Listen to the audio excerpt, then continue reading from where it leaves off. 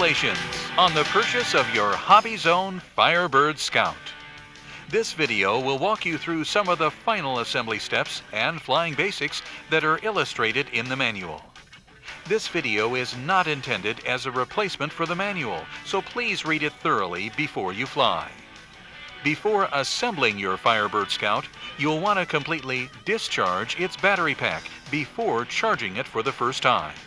To discharge the pack, turn on the transmitter and install the battery pack. Arm the throttle by pulling back on the throttle stick once.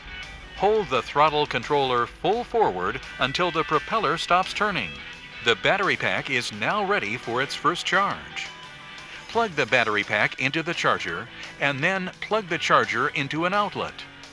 During the charge process, do not leave the battery unattended and make sure it's resting on a heat-resistant surface. The charger has a built-in timer and its LED indicator will glow constantly while it's charging. After about 2.5 hours, the LED will go out, indicating the battery is charged and ready to use. Unplug the charger from the outlet to reset the timer before charging another battery. Once the battery is charging, you can begin assembling your Firebird Scout. To install the landing gear, simply insert it in the slot provided on the bottom of the fuselage near the front of the plane, and check that it is secure. Next, attach the wing by centering it with the seam in the top of the fuselage. Center the half circle of protective tape on the rear of the wing over the boom. Once you're satisfied that the wing is centered, attach it using the 4 rubber bands provided. Stretch 2 of the rubber bands from the front to the rear attach points and crisscross the other 2 across the middle. Once the rubber bands are in place, confirm the wing is centered and securely attached. Now that the wing is secured, you'll need to install the battery and test the Firebird Scout's controls. To do this, turn on the transmitter without touching the control sticks. Wait for 2 seconds while the transmitter automatically calibrates and install the battery pack.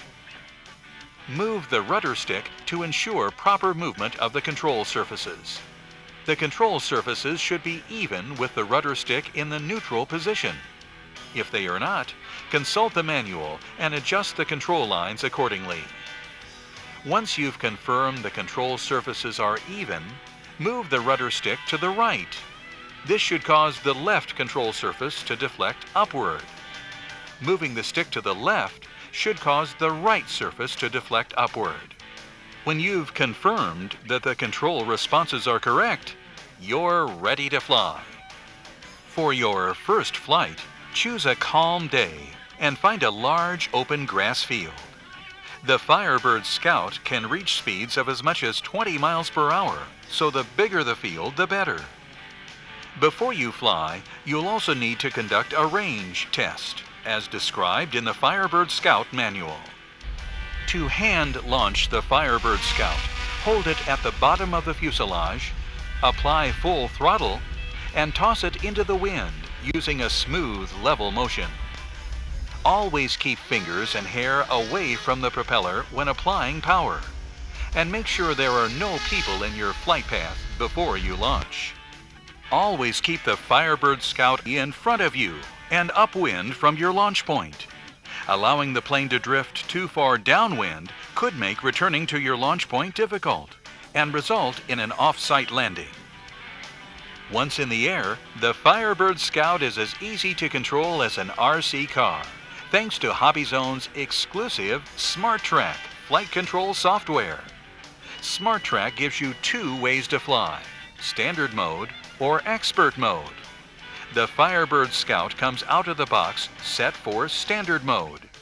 In standard mode, SmartTrack keeps you from over-controlling and getting into an unrecoverable situation. The result is a successful first flight with none of the struggle and all of the fun. To fly the Firebird Scout, simply move the throttle stick forward to climb and release it to descend. To turn, just move the rudder stick in the desired direction. When you notice that the airplane no longer climbs well under full power, this means the battery is getting low and it's time to land. To land, line the Firebird Scout up into the wind and pick a landing spot. At about 10 feet off the ground, gradually reduce power until the motor is off. The Firebird Scout will glide in for a landing. We recommend you always land on grass for your first few flights until you become more familiar with the Firebird Scout's controls. You'll find more flying tips in your Firebird Scout manual. Be sure to read them all before you fly. After you've mastered the basics, you can access Expert Mode. In Expert Mode, the Firebird Scout will turn more aggressively, allowing you to perform advanced maneuvers like racing around pylons or spiraling dives. Complete directions for accessing Expert Mode can be found in the manual. Your favorite Hobbyzone retailer has a complete selection of Firebird Scout replacement parts, as well as this optional Hobbyzone Peak Charger that's perfect for use out at the field. Simply plug it into your car's 12-volt outlet and it will fully recharge the Firebird Scout battery pack in about 35 minutes. While this video has covered a few of the assembly and flying basics, please read the manual completely before flying.